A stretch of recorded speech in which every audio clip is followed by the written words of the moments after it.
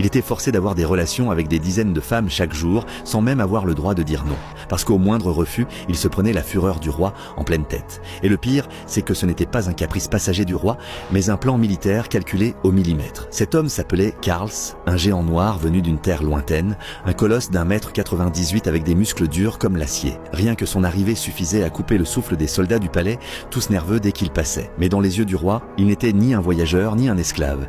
Il n'était qu'une arme trempée dans le sang. Le roi était convaincu que la force de Karls servirait à créer les guerriers les plus puissants, alors pour Karls, il n'y avait tout simplement aucun choix. Pendant que les autres soldats s'entraînaient, patrouillaient et se préparaient à la guerre, lui passait ses journées à engendrer. Au fil du temps, les enfants de Karls ont grandi, forts, agiles et courageux, devenant les lames qui allaient agrandir le royaume. Mais Karls, lui, vivait comme une bête enfermée dans une cage en or. Même s'il n'a jamais posé un pied sur un champ de bataille, sa liberté était aussi limitée que celle des soldats. Jusqu'à sa mort en 1959. Karls a laissé 271 enfants derrière lui, bouleversant complètement la structure du pouvoir du royaume. Son histoire est devenue une légende sombre, faite de destin, d'ambition et de sacrifice. Et toi, à sa place, tu obéirais au roi ou tu tenterais de t'enfuir? Dis-moi ton avis en commentaire.